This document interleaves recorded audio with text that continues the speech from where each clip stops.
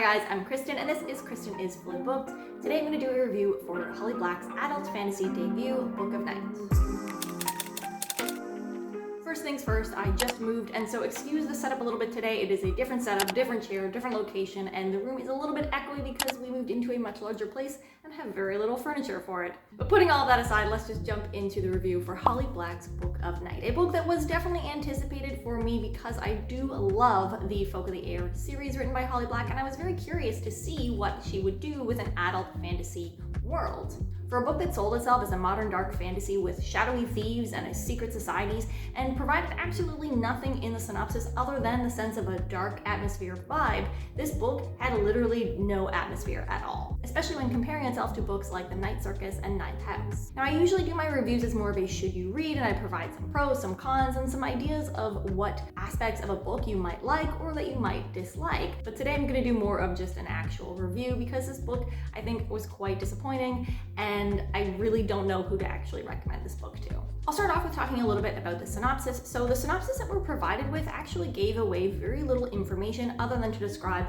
a con artist main character who is trying to break away from that world. It's a world with shadow magic and secret societies and this con artist and thievery and all of that, but that she's getting sucked back into that world. But one of the things that I thought was really interesting was that the provided synopsis failed to mention that this book is actually set in our world. I definitely was picturing when reading the provided synopsis a gritty, dark, fantasy-like grimy world. Sure, it describes the main character as a bartender, but it doesn't describe her as a bartender in a small town outside Springfield, Massachusetts. And yes, she did used to be a con artist. In fact, we do get a lot of back and forth with showing how she got into that world, how she sort of trained to become a con artist. The world feels a little bit set in the future. It mentions that her mom is in her 60s and went to high school in the 80s, so it feels like it's like just a few years, maybe a little bit more from our current time period. There is no differences in terms of technology or social norms or anything like that that are different than our current life right now. The one thing though is that it describes this idea of shadow magic. So it was discovered in the last, within Charlie's lifetime, that shadows could quicken or sort of become alive or become magical. But the book sort of focuses on a couple different mysteries. Charlie is asked to steal a book that has been stolen back. She has to find it and steal it back for the person who is interested in owning it in the future. She has a live-in boyfriend and a sister who is obsessed with shadow magic and is doing all of these crazy things to try to quicken her own shadow. And she does sort of get sucked back into trying to locate this thing, but more from a sense of curiosity on her own perspective, and because she sort of gets drawn into it by being curious and asking the wrong questions, she then sort of becomes a little bit of a suspect for some other interested parties. We do get to see her acting as a con artist, sort of. More we get to see her dressing up and using various techniques to get the information that she wants and needs. But she's not really pulling any big heists or cons in this book. To talk a little bit more about the world building and the magic systems here, so we don't actually get all that much information about the shadows and what they can do, and that's because it is a time period when not everything is known about either how to quicken a shadow, like how to make your shadow become alive and sort of magical, and also the extent to which people can use their magic or their shadows to do things is something that is always being more and more discovered. It kind of felt a little bit like the author thought, hey, wouldn't it be cool if your shadow kind of came to life and could do things for you? And she explored some of where that could go, but that wasn't really the focus, even though it also doesn't feel like there was any other focus to the book. It just sort of felt like she started to do something with shadow magic, but didn't quite fully explore the potential of that. The people with the quickened shadows were called glow mists, and there were some glow mists who were described as having certain abilities or preferring certain techniques with the magic as compared to others, and there were some terms used occasionally, but I will say that it never felt like she actually explained what any of those terms meant, and so she would throw around these terms as if we all knew what she was talking about, and that was definitely not the case. This leads me into characters for a little bit, so I will just talk about Charlie really quickly and then talk about sort of the expanse of the characters within this world and how they were written. So Charlie is telling the narrative in the current timeline, and we do get flashbacks to when Charlie was a child and she was sort of taken under the wing of another con artist and taught their ways. And we also get some very small flashbacks to a perspective of someone else who has a quickened shadow and that plays a very important role in the story. Charlie's personality is someone who just essentially actually always makes the bad decision or the wrong choice, almost intentionally. But it kept telling you this and never seemed to explore why this is the case.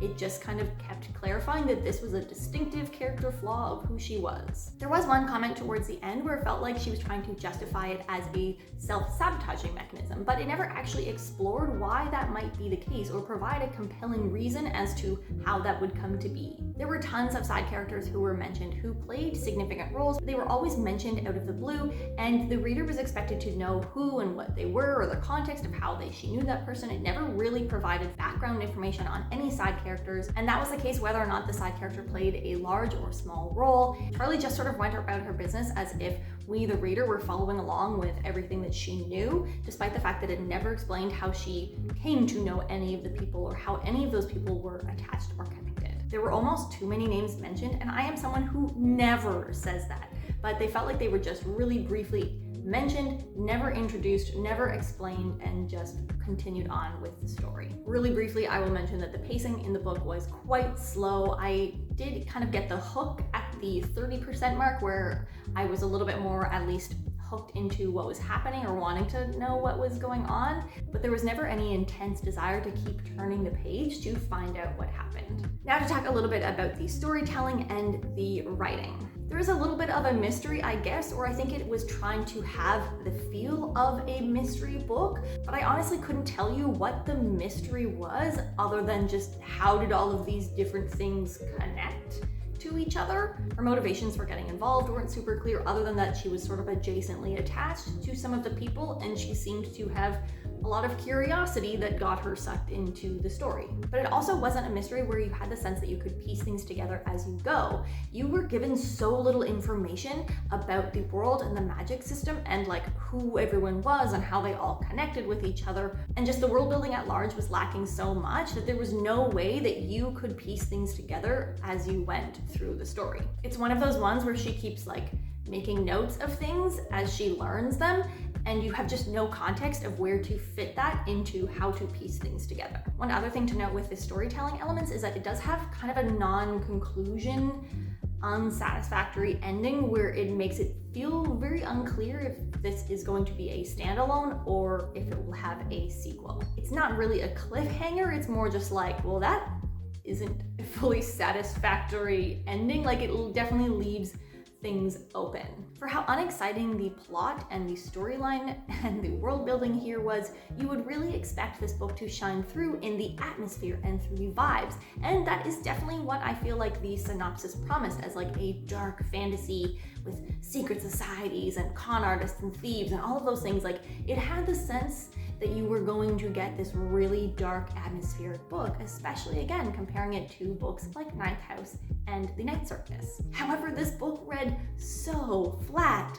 Not only did it have no exciting, mysterious, compelling story to keep you turning that page, it also just had no atmosphere whatsoever. Yes, the character is a thief and a con artist, and she works at sort of like a weird bar that I honestly couldn't tell you what it was like. This book felt so much like it wanted to be dark and eerie with this like gritty underbelly with billionaires and secrets and manipulation and murder and like casual lies and all of those things, but that it didn't actually deliver that atmosphere at all. And I don't mean that I couldn't always picture things that were happening. I could in a reasonable sense, but there was something about the writing that was so vague and borderline boring that didn't portray any sense of atmosphere to what was happening. Final thing to note here with the writing style is that I honestly thought it was unclear what defined this as adult fantasy. It was no more sexually explicit than Folk of the Air, which had one fade to black scene, or maybe two, I guess.